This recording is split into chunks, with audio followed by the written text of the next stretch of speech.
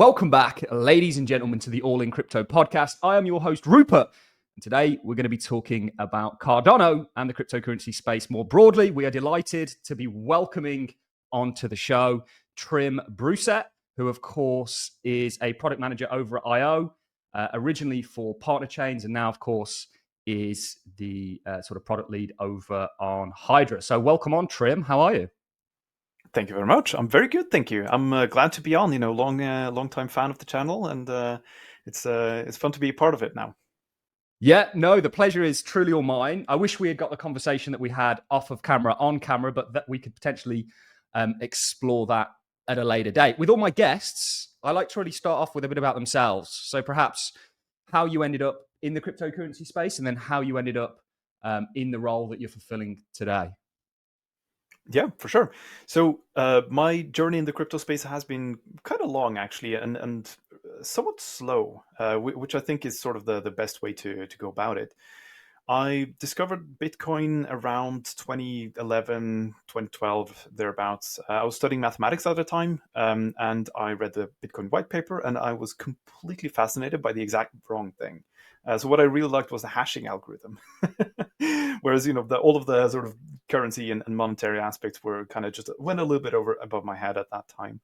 I kind of tracked it in parallel for during my study years as I was completing my degrees in mathematics and computer science, and then I decided to sort of really kick it back into gears when I discovered Cardano, because obviously the foundations of Cardano with the peer-reviewed research, the sort of high assurance coding, the Haskell language, all of this stuff really appealed to me as a former mathematician, if you will. And that's when I decided to jump into this thing sort of full time. Initially, I joined Cardano and worked on a couple of other projects. But in 2023, I joined Input Output, as you mentioned, in partner chains, where I worked on a couple of different things. The partner chains product as a whole, with a particular focus on the bridging side of it. Some zero knowledge proofs. I went to the ZK summit in Athens. It's a really, really fascinating field. And then early last year, I had a kind of a wild and wacky proposal for Hydra, which has been a technology that I've, ever since I heard about it, Hydra really caught my attention and seemed very promising. And I had a crazy proposal that we could make Doom, the 1993 id Software video game, run on Hydra, and that's what I did for 3/4 of a year almost. It was I didn't really expect it to become such a project as it did, and such a success as it did, but it was a really fun thing to get into.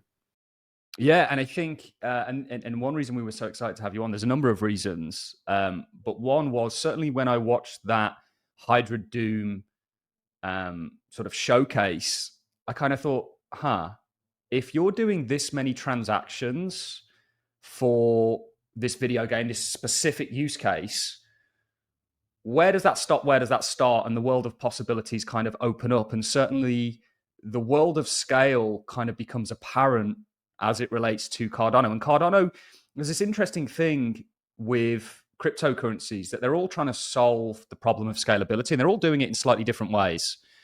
And Cardano has I would say, complex way of solving scalability compared to perhaps, and maybe this is an unfair statement, some of the other chains that are just trying to scale on the layer one. Maybe we could explore that a little bit before we get into Hydra sort of more specifically. There's many sort of tentacles to Cardano scalability. I don't know if we could perhaps outline the approach that Cardano takes and how that perhaps differs from other blockchains and distributed ledgers out there. So I think some of the unique approaches that you see in Cardano stem all the way back from the fundamental design of the blockchain itself. So the EUTXO model that Cardano uses, which is quite different, as you may know, from the different account-based models like the Solana model and the EVM, it carries with it a couple of really, really good properties that sound a little bit buzzwordy, but they make such a difference when it comes to what they enable downstream, right? So one of those things is completely deterministic transactions. So if you submit a transaction on chain, either it succeeds or it fails completely, and it is fully deterministic once it makes its way onto the chain exactly what's going to happen. So that there's no sort of messing around with exactly what is the outcome of this transaction. You know completely in advance everything, from the fees to all of the different effects that it has on the UTXOs that you put in and the ones that come out, right? You know everything in advance. You just put it on chain and then you verify it sort of in the future. One of the good things about this is it enables some really interesting scaling solutions. So Hydra is one of them, but there are other benefits to it as well that the scaling of Cardano is happening at the moment in multiple streams in parallel. Right, so we're scaling the layer 1 itself through different simple upgrades like the parameter changes, but also much more large scale sort of long scope research projects like Leos, which formerly known as input endorsers, which is going to be effectively solving the blockchain trilemma, right, in terms of scaling. But in addition to that, there's also a couple of other layers where you can solve this. So you can do a lot of off-chain transaction handling, and because of the full determinism of the transactions, whatever you do off-chain is going to be exactly represented on-chain when you put it on there. So all you really need to do is to verify the accuracy when it makes its way on-chain. So that means that you can do a lot of batching. You can do a lot of, do multiple things at once off-chain, then you can collect all of those into one single result, and then you can put that sort of batch onto the blockchain. And we've been doing this in the DeFi space for a while with all kinds of different trading orders and providing liquidity and requests and all of this kind of stuff. But you can also do it for significantly much more complex transactions. So this is where solutions like Hydra and more recently Midgard and ZK Fold come into the picture. So these are sort of layer 2 plays, but effectively what a layer 2 is an off-chain transaction sort of handling mechanism. But Cardano is uniquely positioned to benefit from this kind of technology because of the determinism. You're not reliant on something like a centralized sequencer. You don't have to rely on these multi-sig transaction or these multi-sig contracts on the layer 1 that hold all of the deposits, for example, that a lot of the other ecosystems suffer from when they attempt to do the roll-ups and the ZK roll-ups and these types of solutions. Furthermore, on the Hydra side, Hydra is not a roll-up. It is a state channel solution. So it's actually more similar to the Lightning Network on Bitcoin. And there were some attempts to do state channel sort of plays in the virtual EVM and space. I think there was a project called Plasma. But because of sort of the design of the EOTXO model and the account model and kind of the lack of determinism, it's very hard to do something like a state channel outside of a UTXO-based system. So Hydra is really, it's kind of, it fits hand in glove, right? With Cardano, the way that Cardano was designed was to leverage something like Hydra, and the way that Hydra was designed was to leverage all of the really neat features that Cardano has. So in addition to that, there are a couple of other ones like partner chains, for example, that provide different specific services. But we can focus on these ones for now. Otherwise, we'll be here all day. Do you know, first of all, let me just congratulate you for doing such a good job there of trying to explain something that is rather complex and perhaps beyond the scope of grasp for many people out there, because this is not an easy thing that's trying to be achieved by many of these distributed ledgers out there. And Cardano has an exceptionally unique approach that was very well thought. I always call Cardano the tortoise in relation to the hare and the tortoise kind of story. The tortoise eventually wins, but the hare perhaps gets the head start. And then gets a little bit sort of arrogant with that, whilst the tortoise's sort of continued progression eventually wins. That's really how I look at Cardano, in the sense that there's been so much work and thought put into it. We're at a stage now, and for good reasons, like you say, the kind of unique scaling solutions that Cardano was built for, that many blockchains are actually now moving towards, by the way, and having to entirely reshape their infrastructure to enable. But the beautiful thing with where Cardano is at right now is a lot of that work, like what you guys are doing with Hydra, is coming to fruition. And to sort of relate all this back to HydraDoom, that was one of the real moments where I went, wow, you know, this can actually be used and utilized to process this insane volume of transactions in this one specific use case that can surely be replicated across the board. What do you think to Hmm. that statement? Yeah, no, absolutely. That was more or less my sort of my goal, right, with proposing HydraDoom and making it happen, was Hydra as a technology has been, in research and development for a while. It's actually been ready for use for quite some time, um, but it was kind of unproven technology in a way, right? Like it got pushed, and people were like toying around with it, but nobody were really serious about making something in a way that actually got deployed right away. So I saw this sort of this amazing technology that just needed a way to show people what it can do, to hopefully inspire builders and users in the other end. Because the end users, you're probably not even going to need to inspire, because the benefits of Hydra are going to be more than enough in themselves. Like the faster transaction times, the instant settlement, the zero transaction fees if you want to parameterize it that way. So the benefits of Hydra are kind of going to be drawing in the users themselves, but it was to show kind of the developers, and also to have a little bit of fun with the ecosystem, to put on display, where no one can really doubt it, what Hydra can do. So initially, what HydraDoom set out to do was, there's a couple of questions, right? Like, why Doom, right?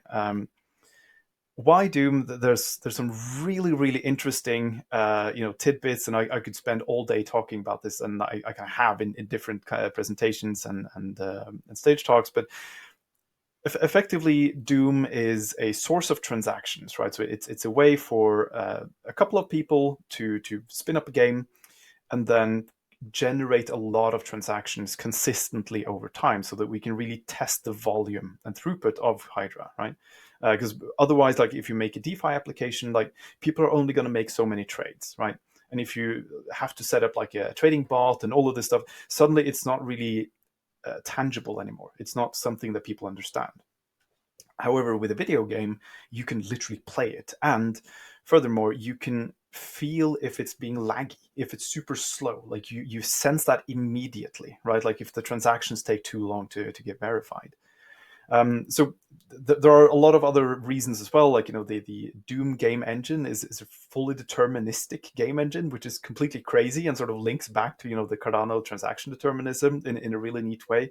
But anyway, right, we wanted to play into the meme of, can it run Doom? Right, we had Hydra, now can it run Doom? And as you've seen in the various demonstrations, yes, in a way, depending on how you define running Doom, right? But for Rare Evo of 2024, it's a Cardano event being held in Las Vegas, and it's a really fun, opportunity to go and see what's up and who's who, and a lot of sort of the people in Cardano come together and they show off all of their stuff. There's a lot of launches and announcements and things. So I actually had two arcade cabinets made that had like the Hydra Doom branding. You can see some of this on my shirt, and you could play Doom running on Hydra in person, sort of literally on these computers, as well as an online solution. So hundreds of people around the world were playing this thing at the same time, and we had this little transaction counter, right, like that showed the TPS at any given time across all of the different Hydra heads. So I can't remember exactly how many it was, but over a 3-day period, we processed more transactions in the Hydra Doom showcase than we did in the entire Cardano mainnet history, right? So it shows kind of just how much you can scale with this thing. We only reached around 7,000 TPS or thereabouts, because we weren't really planning to push it that far. We were hoping people were going to enjoy it, and they could see and kind of feel this whole thing. But the question was, how can we push this a lot further?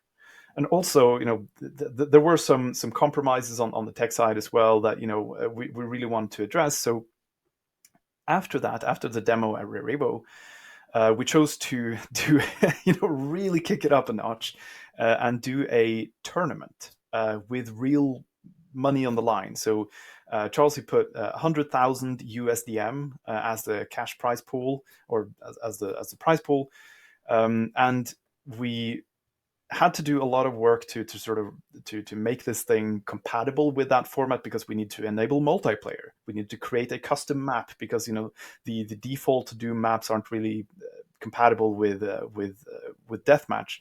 So there was a lot of work that went into that. And then on the 3rd of December of last year, we launched the tournament, and as people were playing, we also tried to crank up a little bit, the limit testing of this. So we spun up a couple of servers that were sort of running this game in parallel, just to sort of supplement the traffic, to see how far can we actually push this thing. Because we reached, I can't remember exactly what it was organically, but we blew past 10,000 transactions per second, pretty easily, with just like people playing. So we tried to turn up the knob a little bit, and we ended up processing more than 1 million transactions per second. And in 24 hours, we processed 15.5 billion transactions on the 3rd of December over to the 4th. So if there's any if there was any doubt about the scalability potential of Hydra, we really put those doubts to rest, because we showed it in deployment, right? Like, you could visit the website, you could try this thing yourself. So there is no doubt that Hydra can meet whatever scaling demand. And the neat thing about Hydra that really enables this thing is you can spin up multiple Hydra heads in parallel. So whatever your throughput needs are, you can always meet them by spinning up more heads. So if you need more scaling, you spin up more heads, and then you have more scaling, which is an incredible sort of component of this that we really leveraged in the HydraDoom thing. Then, sort of to wrap up the story, in January we all met at the HyperX gaming arena in Las Vegas. We flew the finalists in from the tournament, and they were on stage playing against each other. And at the end of it, the prize money was distributed on chain as a direct result of the game, the outcome of the tournament inside of the Hydra head. So Hydra head closed down. It distributed some NFTs to the winners, and then they could claim the prize money with those NFTs on the layer one. And all of this was done sort of just with the game interacting with itself. So there's no referee from our side. We didn't go in and say who was going to win what. It just all settled automatically at the end. So this is amazing, because when I watched the first kind of demonstration at Rare Evo. Then I watched, obviously, the sort of Cardano Summit, I believe it was. And I kind of went, okay, this is doing some serious transactions well. And if you think about what these sort of blockchains are going to enable, I truly believe it's going to be, we're communicating on the internet right now. It's a technology that was introduced to us that we all now use in day-to-day life. I think these distributed ledgers are on a similar trajectory. And the reason being is simply because it's far more efficient to send an email than a letter. There are technological advancements to these technologies. Now, if something like Cardano is going to tackle that world, it's going to need to be able to do so. This is where Hydra and some of the other scaling solutions on Cardano really shine through, because what many distributed ledgers are going to find is they can only scale so much. A lot of their scaling parameters are based on some of the hardware, which there's entire debates upon, or the limitations. Whereas Cardano, in its unique design, can scale parallel, which most distributed ledgers are now moving towards, with something like Hydra, meaning that you really can enable a world where distributed ledgers are used in the same manner that the internet is in regards to transactional volume. Now, of course, there's limitations, but when you're talking about 1 million transactions per second, and that being an achievable, provenable thing, Cardano, in regards to performance, has gone from here to up here once all of this is sort of used and utilized. And all the others are kind of going, and this is that sort of hare and the tortoise analogy that I use. Yeah, so just to clarify, the 1 million transactions, it's not on the layer one itself, right? So just a point of clarification, it's in the various Hydra heads in aggregate, right? Which it's still, for a lot of use cases, that is exactly what kind of scaling that you need, right? What I think is interesting, though, because it sort of loops back to this blockchain trilemma that everyone knows about. So you have kind of scaling, security, and decentralization. Now, Cardano's focus and sort of the in this trilemma, the idea is that you can pick two but not three, right? And Yep. really focus on them, and then you can try and sort of patch your way to optimize for everything as much as you can. Now, Cardano is by far one of the most decentralized networks in existence, which is the point of blockchain. If it's not decentralized, if it's not permissionless, it's not a blockchain. In my personal opinion, at least. And you can measure this through stuff like the Edinburgh Decentralization Index, which is an amazing tool where you can compare a couple of different chains. So the decentralization part is really sort of a solid corner of Cardano. The Haskell, the full determination, the high assurance code, all of this stuff is on the security side is unparalleled as far as I've seen. There's almost no hacks, other than kind of user errors, right, or social hacking. So that there's no, from what I've seen, there's no actual sort of network or technology level hacks. Whereas if you look at various EVM protocols, it's very easy to leave in some gaps where people might be able to hack it. So the security and decentralization aspect of the trilemma are sort of the cornerstones, right? That's where this is the value proposition of a blockchain. If it's not decentralized, if it's not secure, then it's just a kind of shitty database design, right? So it's not worth it sacrificing these two pillars for scalability, in my opinion. You can do scalability in other ways. So, Laos is one of the really interesting sort of ways of solving on the layer one, kind of the whole trilemma, if you will. But more importantly, the layer one itself, when you do different scaling solutions like Hydra, like Midgard and roll-ups of other kinds, the point of the layer one is really to be available and to be verifiable and to be secure and to be permissionless and all of these good things. Whereas the individual transaction, all of the sort of minutia and the small stuff makes more sense in other sort of layers of scaling. So you can roll up a bunch of stuff. You can use, the Hydra, for example, and other solutions that you can then roll back into this secure hub that's never going to change. And importantly, it's never going to go down. If you look at Cardano's up history, it hasn't gone down. I believe it's the second longest running chain of them all, including Yep. Bitcoin being the first one because it was really really early on. But every other network has had breaks or gone down or has had some other issues, right? So Cardano is literally number two there in terms of uptime, which is crucial. It's such an important and sort of neglected feature of blockchains.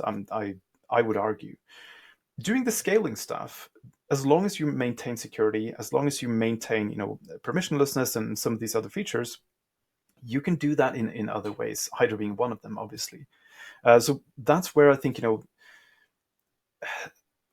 I haven't been quite sold on this idea of having fast layer ones, primarily because the trade-offs of these other two cornerstones are just too big, right? Like if it either centralizes the network too much or through just ridiculous hardware constraints to run the infrastructure, or you may make some sacrifice on the security side. So that's where I think Cardano really shines, and also you can kind of see this scalability component really coming together. It took a little while because when you're doing first principles research and really proving the security of every step and then doing high assurance engineering after that, it does take time.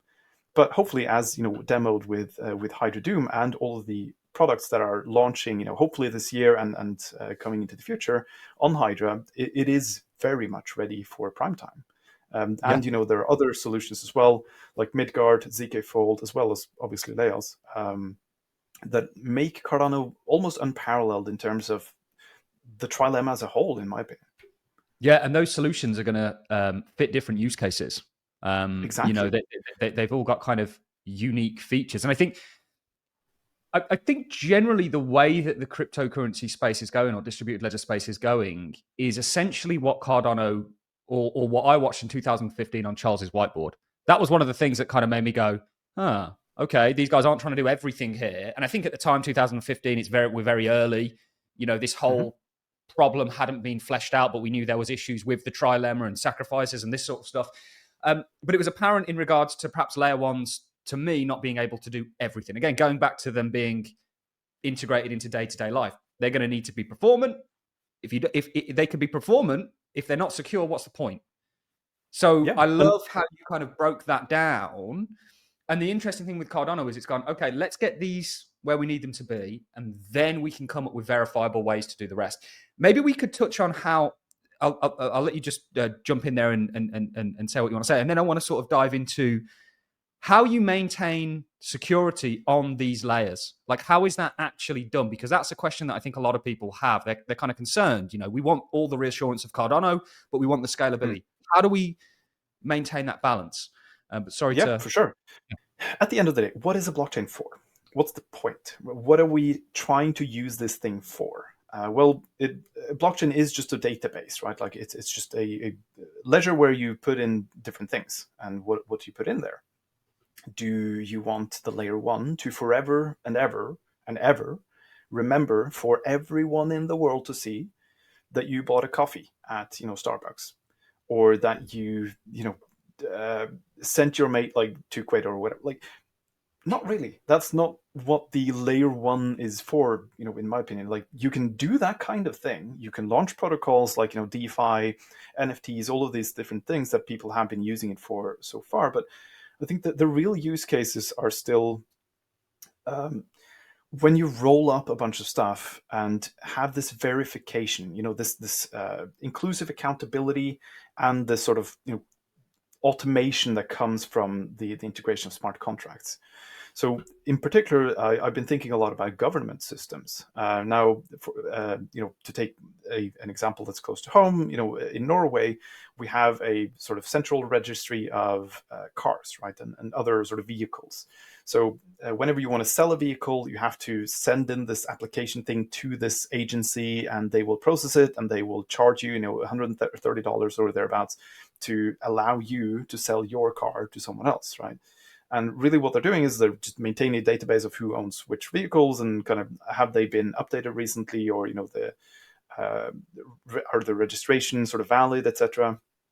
And then they just make an update in this database. Do you need all of these individual vehicle transactions to make its way onto the layer one, or could you, in principle, take this agency, and the agency is there for a reason, but you could automate a lot of the inner functions of this type of agency. So, for example, me transferring it, if I were to sell my car today to you, you know, do they need to be involved at all in that transaction? Like, sure, they need to be involved in some aspects of it. So, for example, the making sure that the registrations are valid and that it has been recently checked and serviced and all of this stuff that the but all of this is really peer-to-peer stuff, right? Like, I go to a local car shop, right, to have it registered or checked or whatever, and then they sort of put on this ledger that yes, this car has been checked. Here are my credentials, whatever signature. All of these little transactions for all of these different vehicles, including the selling from me to you, the transferring of ownership, all of this stuff, all of this could be done through a blockchain, right? Pretty simply. Does all of that traffic belong on the layer one? Not necessarily, because first of all, it introduces a friction point in terms of the transaction costs, and the long finality times at times.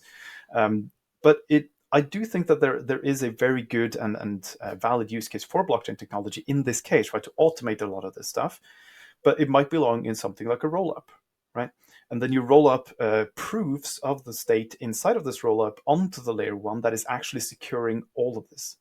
So in case the rollup fails or whatever, you're still able to sort of make use of all of these things. So if you buy a car, maybe you have a tokenization of this car as well, which is you then put into this layer two if you want to sell it or register or whatever, right? So there is a real use case there for the blockchain, but not all of this individual tiny little transactions need to make its way onto the layer one, as long as the proofs of the validity of all of this stuff makes its way onto the layer one, and everyone is able to verify this. Because if I were able to verify that this agency is all of the transactions that they are doing have been valid up until this point, cool. I would be happy to contribute, like run a full node and do something like this.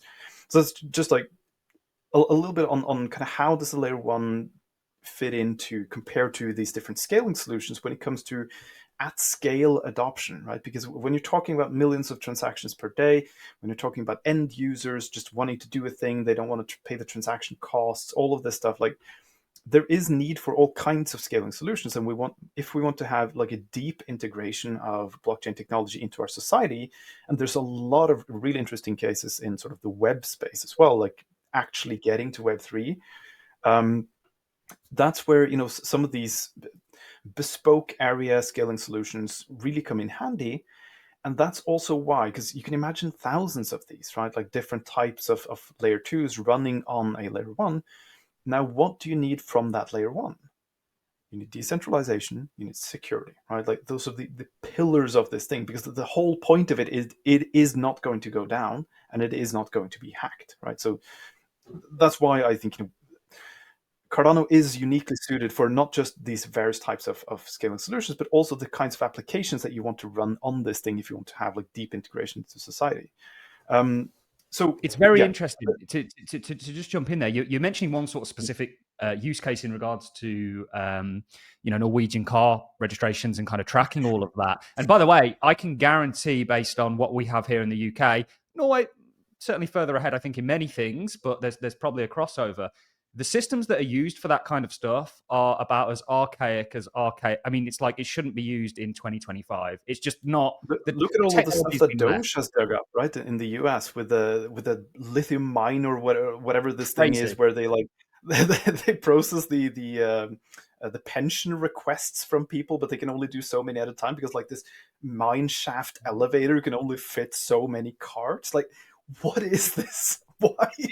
Why is this system so outdated? Yeah, and I think there's we can talk about governments and why there's inefficiencies with governments. That's a whole another topic. But the systems that they use, governments need blockchains probably more so than most. Maybe they don't, in the sense that a lot of them thrive from the problems and create jobs and opportunities as a result of that. But there are so many applications. Again, going back to that analogy of, with this technology, we can send emails instead of letters.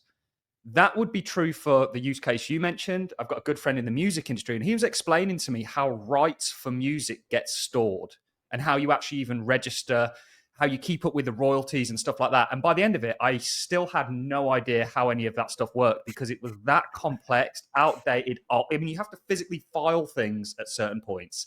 And then to keep Yeah, track. and then you as the consumer, you go on to iTunes or you go on to whatever platform where you purchase music, like audiobooks, right, from Yep. Amazon. Like suddenly these things, because you don't own them, you just purchase like the rights to listen to them for a period of time, like a license to listen to them. Like suddenly the stuff that you like back in the day, you bought a CD, you bought an LP, like you had this physical thing. So even if the publishing company went bust, you still had this thing. You could still listen to this music for as long as you want. You could sell it to someone else. You could give it to your little brother. You could do whatever you wanted with it, right?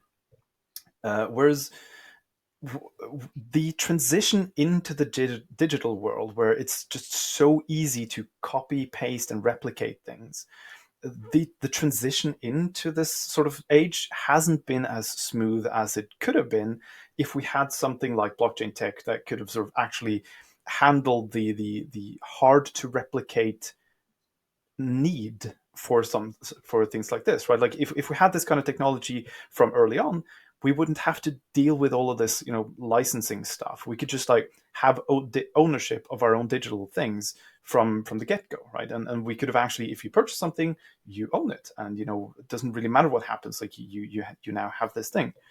So there are so many different areas where this is not just neat but needed, I would say. Yep. It's we're still very much like in the process of modernization, as it, the sort of information stage of modernization started, with the invention of the telegraph. So there's a long arc between there to now, but we're still very much traveling along that arc, right?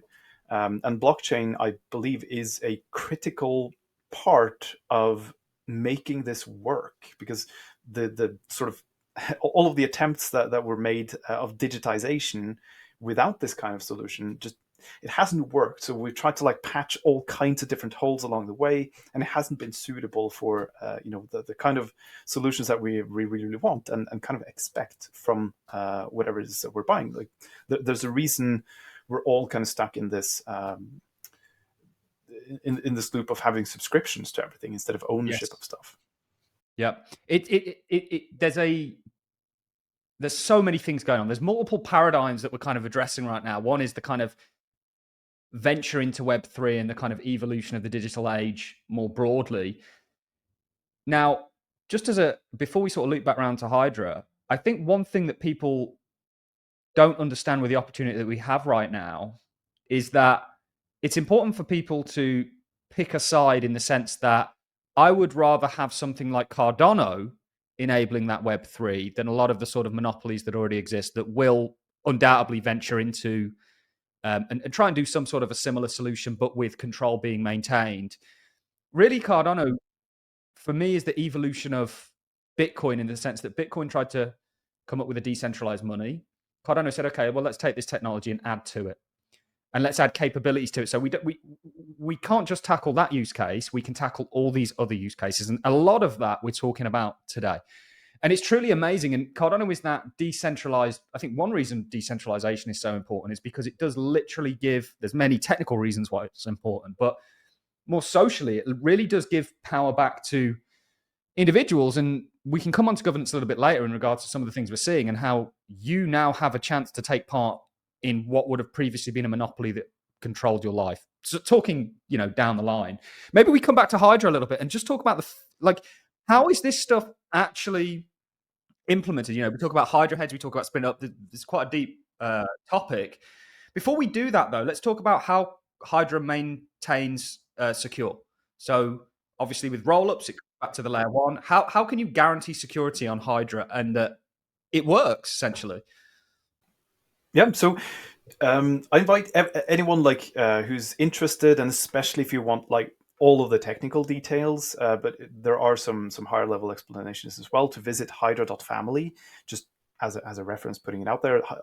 .family is actually a URL extension. I didn't know that before I saw it, but anyway, that's where all of the docs are and everything. So do look into it. But sort of a hand wavy sort of approach to it. Hydra can be understood as two things. You have a piece of software that's running off-chain, and then you have a smart contract or a set of smart contracts that runs on-chain. So what these two things sort of do with each other is you can spin up what we call a Hydra head, which is like an instance of Hydra, or sort of one state channel. And you can operate that with either alone or with a couple of other people. So you can have, I believe the current limit is around 8 people running it, but various different things can be implemented if it's needed to extend that number. It's just, it hasn't been a need yet. So effectively, you and a couple of friends, you can spin up this thing, or you and a couple of other businesses can spin up this thing, and you share what's called a state channel. So in the beginning of this, for example, if you want to bring in some tokens, you can bring in, tokens for payment. You can bring in tokens that represent different things, like, real world assets. There's a really interesting use case where tokenized wine can be put into this thing for like supply chain tracking. But you can put some stuff in there, and then you have this state channel, and this is where you can run wild, right?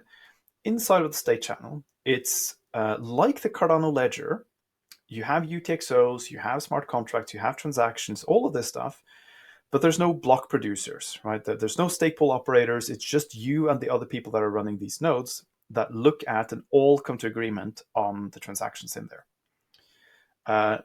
One of the benefits of that is that you can set the transaction fees to be 0.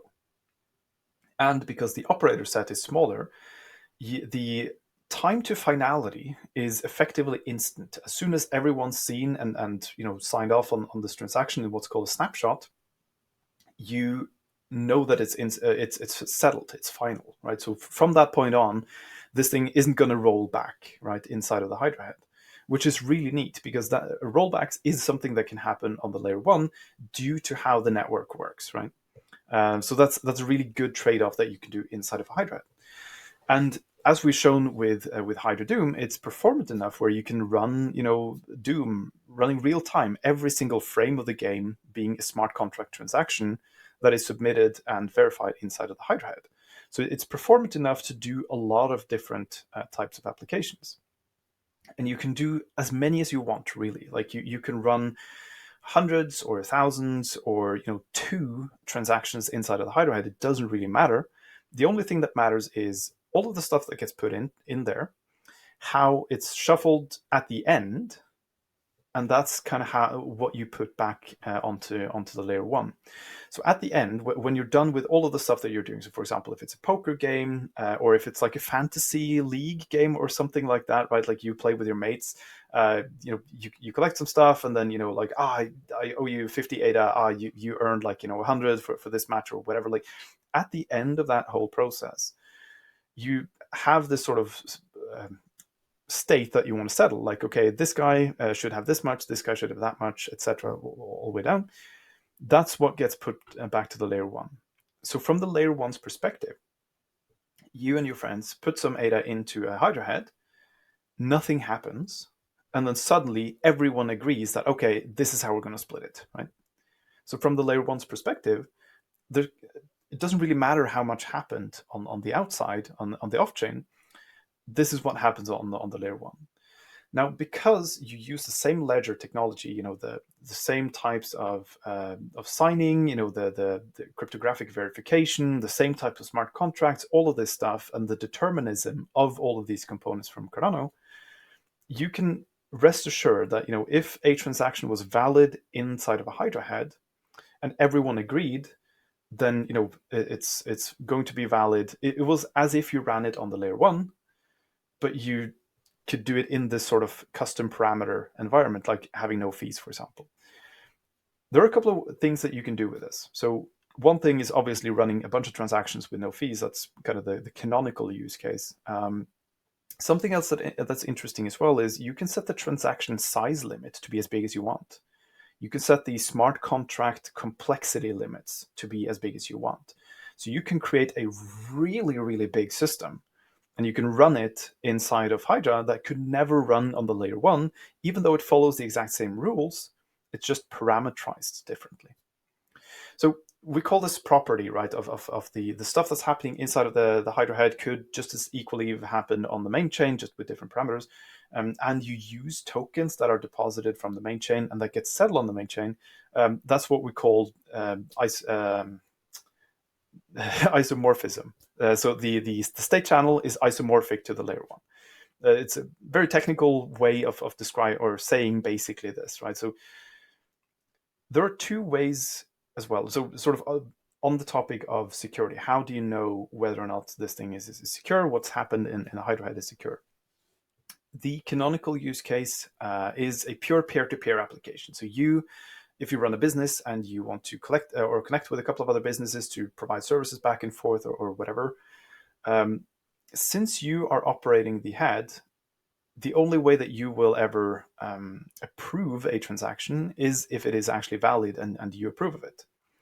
So you can rest assured that the thing that gets settled on the main chain is something that you have already approved, right? So there is no kind of faking it in that respect.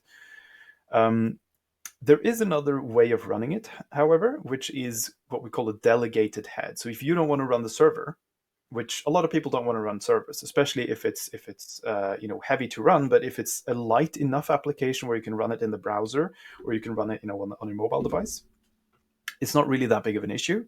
If it's like inside of another application, for example. But you can also run in a delegated head model, which is how we run Hydra Doom, where we set up a server that runs a Hydra head and you can access it from the outside. So you can submit your transactions into this Hydra head. So it's kind of like a ledger as a service in a way. In this case, you're introducing an element of trust. It's still not, it still has a lot of really good security guarantees, but there is an element of trust if you're using it in this way, right? So ideally, you're going to be an operator yourself, but if you're trusting other people to operate it, then you have to trust at least one person inside of the head. But as long as there's a single honest actor, you can trust that the outcome of this Hydra head is valid. So that's sort of a little bit about the security of Hydra and kind of how it works in a slightly hand-wavy way. Yeah, and I think there's going to be perhaps opportunities that open up from that because the markets are very good at you'll buy certain things because you trust them, right? So you'll use perhaps people operating Hydra heads for your usage because you trust them. You're not that Hydra head that's sort of behaving isn't going to last very long because people just won't use it. So this kind of delegated model, I think over time can become a lot more trustworthy by simply longevity and who's actually taking part with it. So there's a lot. I think for a lot of people, this might be very sort of heavy in regards to the technicalities of all of this, but it's needed because this is a technical issue that's being solved. It's not a simplistic thing that's being done. It's quite monumental actually. Right now, what obviously we've seen Hydra Doom. Are you seeing in regards to people using and utilizing Hydra? What's that current state of play like? What are some of the things you're seeing people using it for or looking to use it for? I think a lot of people will be very interested in that now that we've sort of got this technology in front of us. Yeah, for sure. So there are a lot more opportunities than there are people to build on those opportunities, right? So it's a space with a lot of low-hanging fruit and a lot of pretty easy wins. If you're a developer looking for something interesting to do, pick up Hydra. There's a lot of opportunities there. Just sort of a little note there. But that said, there are some really cool things being built on Hydra. I briefly mentioned this wine tracking system. They are integrating, they're tokenizing fine wines, and they have a really interesting use case for Hydra because when you have a fine bottle of wine, like $5,000 a bottle kind of wine, it has to be stored somewhere. And the storage of the wine is really, really important to estimate the quality of the wine when you're selling it, when you're moving it, when you're trading with it. And in particular, there are some conditions like the temperature that you're storing it in, the air humidity, but also like seismic activity, stuff like that, because the sediments in the bottom of the bottle can like get whirled into the wine if it's stored in a shaky environment. So they are integrating IoT devices that are measuring all of these things in a warehouse. So if you have a warehouse, you have all of these tokenized bottles stored in that warehouse. You can feed the IoT data on temperature, moisture in the air, and seismic activity, for example, and you can reference all of that data in the wine token itself.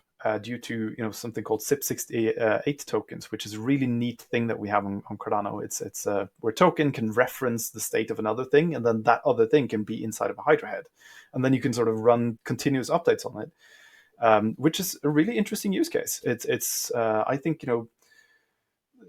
there's not a whole lot of it's effectively information collection, right, and display, and it's really useful for the kinds of trading that you might want to do with a tokenized wine bottle, and then someone buying this token can then claim the bottle down the road. Another application that's really promising as well is a team called Delta DeFi. They are working on a DeFi application. I believe they're planning to do a perpetuals market, or where you can do different kinds of swaps and derivatives. And hopefully, at least that's something that would be of interest for me, is leverage trading.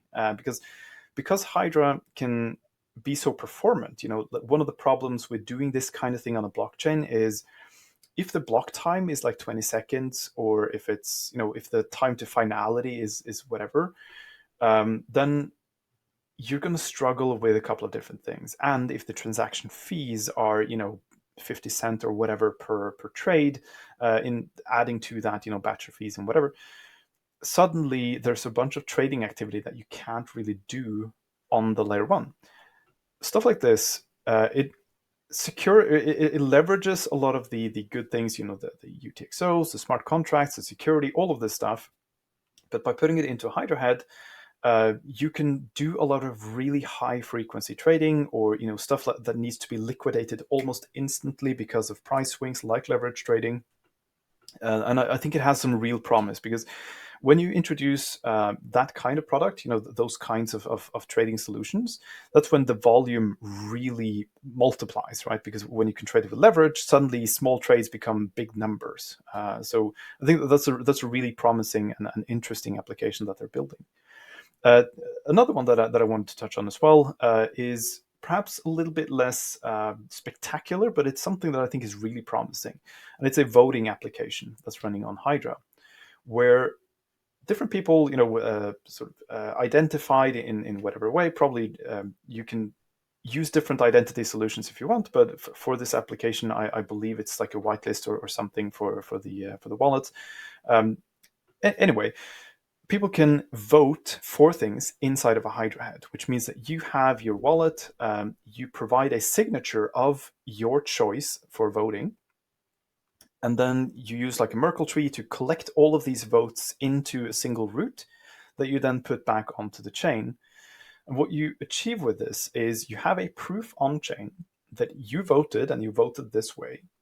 And then people can verify that their vote was counted and that it was counted accurately. People are not able to see what you voted, and you have the end result basically making its way onto the chain. The reason this is interesting with Hydra is because for the end user, like if you want to do a vote, especially if all kinds of voting, really, it could be on the boardroom of a company. Certainly It politically, could be, yeah, exactly. It could be as a part of a co-op. It could be for a country, right? Or it could be for blockchain governance or something completely different, like you have a gaming guild or whatever. You don't want to charge people for participating in governance, right? But you still ideally want some of the added security that you get from all of the blockchain and cryptographic proofs. So using Hydra is a really interesting way of solving this, where you can hold a vote, and you can collect all of these proofs. And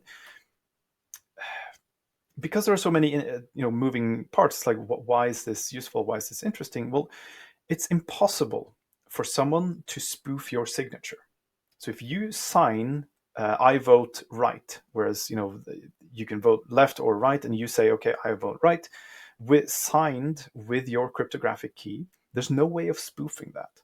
So there is no way of sort of rigging an election, or all of these different things that happen with the ballots and all of this.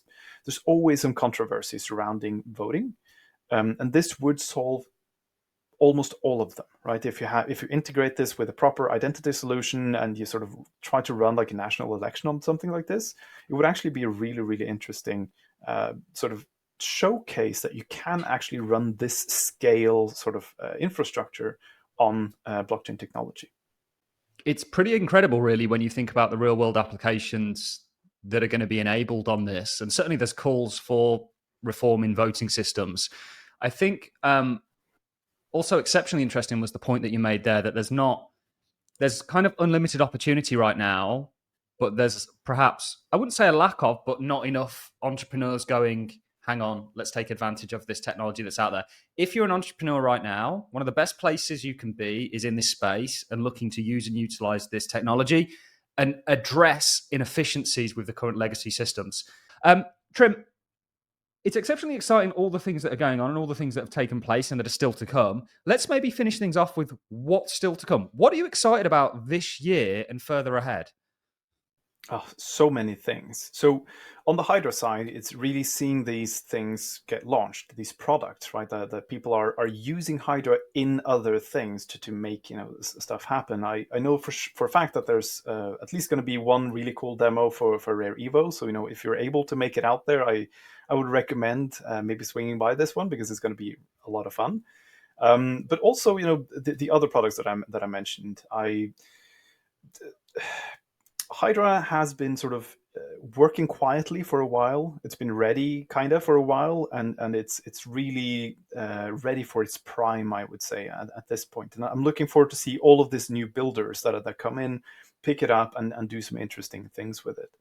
In Cardano, more broadly, I would say that the governance as it's happening now with the on-chain ratification of the constitution. I was there in Argentina when everyone was signing it. It was an amazing event, truly quite a historic accomplishment in my opinion. And the burning of the founding keys is quite a significant sort of tempo shift for Cardano, right? Like it's no longer, there's no argument anymore that it's the three founding entities that are running the show. It is in all of the ADA holders' hands. So really looking forward to see what can we do together. There's predictably a lot of challenges with governance. Whenever there's a big group of people that want to agree on the different things, especially when there's money involved in the shape of the treasury. It's predictably challenging, but I do think that we're going to reach consensus soon, and that we're going to have a lot of really interesting things coming out. Finally, there's a budget unlocked for marketing that I think Cardano, I wouldn't say has been lacking, but there hasn't been the same focus on marketing as there has been in some of these other chains. And that's not saying that I would recommend walking in the steps of some of these other sort of more where there's a lot more flash and a lot less stake, right? But at least informing people because there has been a lot of misinformation on Cardano, right? Like people still think that there's one transaction per block, and people Which is still have a crazy. lot of these crazy notions, right? That you still need to know Haskell to develop on it. You don't. You can use Aiken, which is like a Rust dialect. There's a TypeScript dialect. There's all kinds of different things. Midnight is going to be a pretty big one as well. So there's a lot to look forward to. Personally, I'm not really looking at tokens or prize, or it's not really my game anymore. So I'm looking forward to seeing people build things and sort of the solutions that are coming online. Midgard is a huge one, and it's going to unlock the sundial is Midgard. If you're not aware, is a roll up solution in addition to a specific rollup in its own right. But there is at least one project working with Midgard on a new sort of rollup as well, called Sundial, which is looking to bridge Bitcoin into Cardano. So unlocking all of this Bitcoin DeFi stuff. There's a lot of untapped liquidity. There's, as you mentioned, UTXO on the Bitcoin side, EUTXO on the Cardano side, the high assurance, decentralization, long running, secure sort of networks coming together. I think this is really the perfect match, right? For people that are passionate and really care about the fundamentals of Bitcoin, I think they're going to find a really good home in Cardano. And when they can unlock yielding opportunities and all of these other things that they can do with their Bitcoin, and with Babel fees, so they can pay fees in Bitcoin, right? Like they don't even have to touch any other token at all. I think they're going to be very impressed with what they find. Yep, me and you both. It's going to be exciting, and I think we're touching on a lot of the sort of fundamental things that are happening with Cardano and its ecosystem more broadly. There's a lot of external things that are also extremely exciting, like regulations within the United States and that turn. I know price isn't something that we wish to discuss here, but there is something very interesting also with the institutional adoption of distributed ledgers. Cardano was named in regards to the digital stockpile. Mm-hmm. It's also got ETFs filed for it. It's also included in a lot of crypto basket ETFs. And I think if you detract price and the effects that might have on it, what that is going to do is bring a lot of eyeballs onto it.